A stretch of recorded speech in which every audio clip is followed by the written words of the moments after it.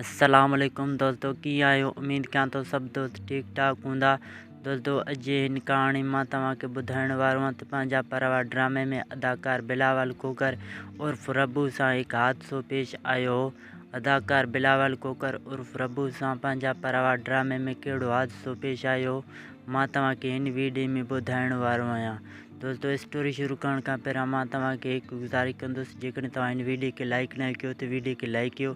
जेकॾहिं तव्हां पहिरियों दफ़ा मुंहिंजे यूट्यूब चैनल ते आया आहियो त चैनल खे सब्सक्राइब करे घंटी जे निशान ते ज़रूरु क्लिक कयो।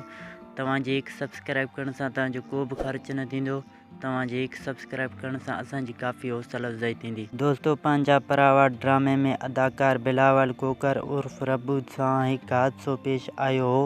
जी हा दोस्तों, त पंहिंजा परवा ड्रामे में अदाकार बिलावल कोकर सां थियो ईअं त हिकु सीन में डायरेक्टर शिराज जिलानी अदाकार बिलावल कोकर उर्फ़ रब्बू के सीन में ट्रपो ॾियण लाइ चयो त अदाकार बिलावल कोकर सीन रिकॉर्डिंग करण लाइ ट्रपो ॾिनो त अदाकार बिलावल कोकर जी पेर टुटी पियो। जंहिं बाद अदाकार बिलावल कोकर जे करे ड्रामे जी रिकॉर्डिंग रोकियो वियो।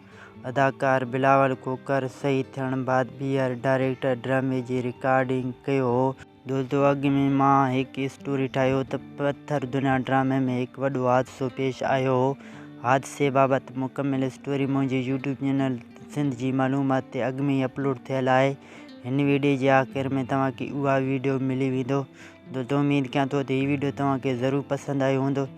स्टोरी पसंदि अचण ते वीडियो खे लाइक कयो।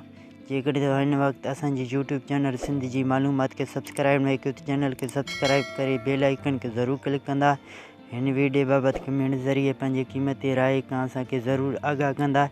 मिलंदासीं की ॿिए नई वीडियो में। हिन वक़्तु ख़ुदा हाफ़िज़।